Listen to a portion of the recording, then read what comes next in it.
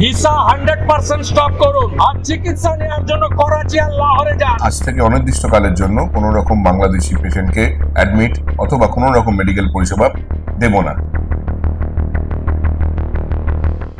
অন্যের জন্য গর্ত খুঁড়তে গিয়ে এবার নিজেরাই বিপদে পড়েছে ভারত। দিল্লির পুতুল সরকার হাসিনা দেশ থেকে পালিয়ে যাওয়ার পর বাংলাদেশি মানুষদের শাস্তি দিতে চেয়েছিল মোদী সরকার, আর তাই বাংলাদেশিদের জন্য ভিসা বন্ধ করে দেয় ভারত। হঠাৎ করে এমন সিদ্ধান্তে বিপদে পড়ে ভারতের চিকিৎসা নিতে যাওয়া সাধারণ বাংলাদেশি রোগীরা, যেখানে ন্যূনতম মানবিকতাও দেখায়নি ভারত সরকার। কিন্তু সময় বদলে গেছে। কথায় আছে না, ভাত ছেটালে কাকের অভাব হয় না, ঠিক তেমনি ভারতের সেই শূন্যস্থান পূরণ করতে এগিয়ে এসেছে চীন।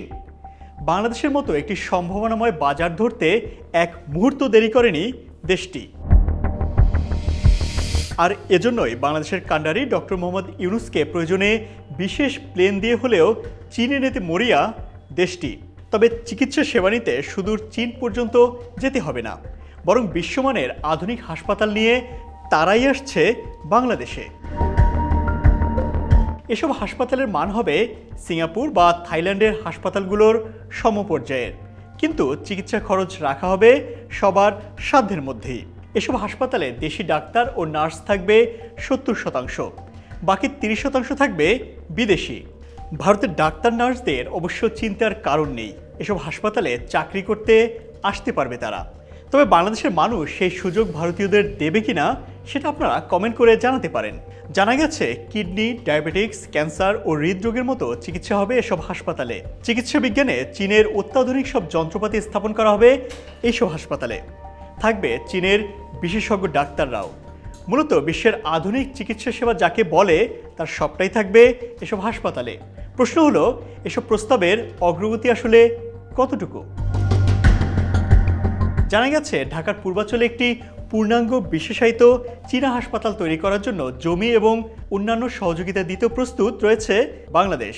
এমনকি চীনের কুনমিংয়ে অন্তত 3 থেকে 4টি শীর্ষস্থানীয় হাসপাতাল নির্ধারণের জন্য অনুরোধ করা হয়েছে বাংলাদেশের পক্ষ থেকে, যাতে বাংলাদেশি নাগরিকরা এই মুহূর্তে সেখানে গিয়ে উন্নত চিকিৎসা সেবা নিতে পারেন। অর্থাৎ ভারতের বিকল্প খুঁজতে মরিয়া বাংলাদেশ। সম্প্রতি পররাষ্ট্র উপদেষ্টা মোহাম্মদ তৌহিদ হোসেন ও চীনের রাষ্ট্রদূত ইয়াও ওয়েনের সৌজন্য সাক্ষাতে এ বিষয়ে আলোচনা হয়েছে। সবথেকে অবাক করার তথ্য হলো, বিগত সরকার আমলে দেশের 64 জেলায় 50,000 শয্যার হাসপাতাল করার প্রস্তাবও দিয়েছিল চীন, কিন্তু ভারতের হাসপাতাল ব্যবসা চালিয়ে রাখতে চীনের সেই প্রস্তাব গ্রহণ করা হয়নি। বাংলাদেশে করা হয়নি কোনো আধুনিক মানের হাসপাতাল। এমনকি চীনের পাশাপাশি তুরস্ক ও সৌদি আরবও বাংলাদেশে বিশ্বমানের হাসপাতাল করার প্রস্তাব দিয়ে রেখেছিল সেই করোনাকালীন সময়ে। হাসিনা সরকার এসব প্রস্তাবকে কখনোই আলোর মুখ দেখতে দেয়নি। উদ্দেশ্য ভারতের মেডিকেল ব্যবসা টিকিয়ে রাখা। কিন্তু দেশে অন্তর্বর্তী সরকার আসার পর পুরনো সেই উদ্যোগ আবার নতুন করে শুরু করতে চাইছে চীনসহ অনেক মুসলিম দেশ।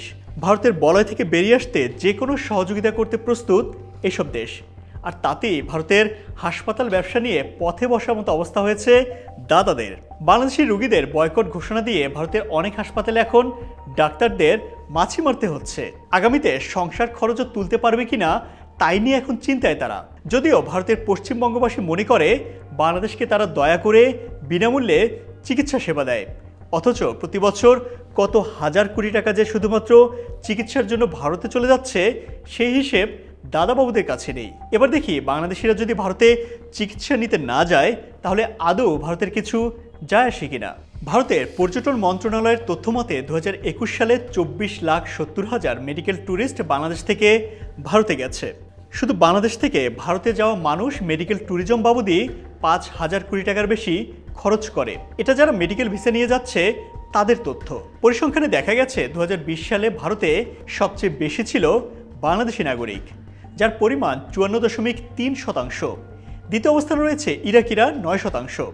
তৃতীয় স্থানে ছিল 6% নিয়ে আফগানিস্তান। তারপর মালদ্বীপ থেকে 4.5% মেডিকেল ট্যুরিস্ট ভারতে ঢুকেছে। একবার ভাবুন তো, বছরে ভারতের হাসপাতালগুলোতে আমরা 5,000 কোটি টাকা দেই। এই টাকায় কত হাজার ডাক্তার, নার্স আর সেবিকাদের সংসার চলে। আরেকটি ভারতীয় পরিসংখ্যান দেই। 2021-22 অর্থবছরে ভারতে মোট যে কর্মসংস্থান হয়েছে তার 12.66% হয়েছে এই চিকিৎসা খাতে। এর অর্ধেক বেকার হয়ে যাবে বাংলাদেশিরা ভারতে চিকিৎসা নিতে না গেলে।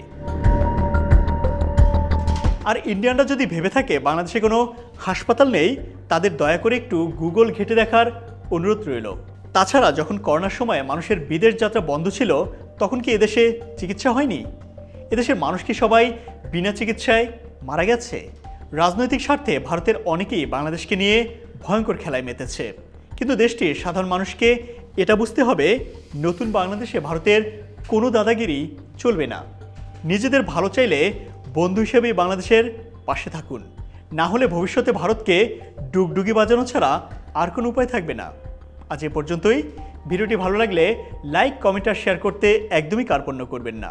ভালো থাকুন সব সময়।